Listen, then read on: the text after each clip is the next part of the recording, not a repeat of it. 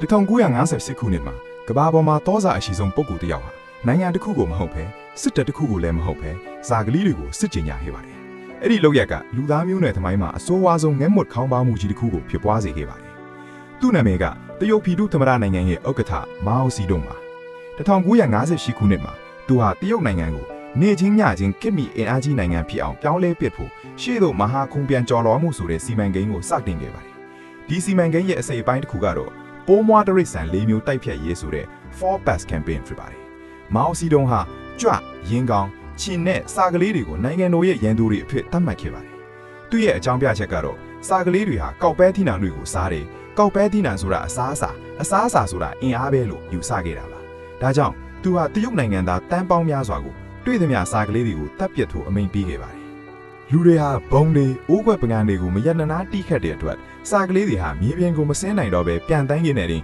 မောဟိုက်ကလေးထဲမှာတင်တေဆုံးခဲ့ကြပါတယ်။ငှက်တိုက်တွေကိုဖျက်ဆီးတယ်၊ဥတွေကိုခွဲပစ်တယ်။ကလေးတွေကိုလက်ကွင်းနဲ့လွတ်ကီအလံတွေဝေရမ်းတာငှက်တွေကိုတီးတဲ့အထိခြောက်လန့်ခံခဲ့ပါတယ်။လပိုင်းအတွင်းမှာပဲစာကလေးအရေးအတွက်ဟာအဆော့အမတန်ကျဆင်းသွားပါတယ်။ဒါပေမဲ့အဲ့ဒီနောက်မှာတော့ဘယ်သူမှမခံမနိုင်တဲ့အရာဖြစ်လာခဲ့ပါတယ်။စာကလေးတွေမရှိတော့တဲ့အခါစာကလေးတွေရဲ့အစာဖြစ်တဲ့ကျိုင်းကောင်အရေးအတွက်ဟာပောက်ကွက်ထွက်မတန်များပြားလာပါတယ်။ကျိုင်းကောင်အုပ်ကြီးတွေဟာတရုတ်နိုင်ငံရဲ့လယ်ကွင်းတွေကိုကျူးကျော်ဖျက်ဆီးခဲ့ပြီးတီးနယ်အနက်မှာရှိတဲ့တီးနှံတွေအကုန်လုံးဖျက်ဆီးသွားပါတယ်။မာအိုစီတုံးရဲ့အတင်းအဓမ္မစုပေါင်းလေယာစနစ်ကျင့်သုံးမှုရိုက်သိမ်းရရှိတဲ့တီးနှံတမနာကိုလိမ်မလဲအစီရင်ခံမှုတွေနဲ့ပေါင်းလိုက်တဲ့အခါတရုတ်နိုင်ငံဟာကတ်ဆိုးကြီးတစ်ပွဲငတ်မွတ်ခေါင်းပါမှုတန်ကိုခံခဲ့ရပါတယ်။